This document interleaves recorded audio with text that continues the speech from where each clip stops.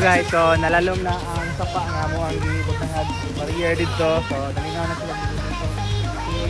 Si ano ni mo? Si Sayan.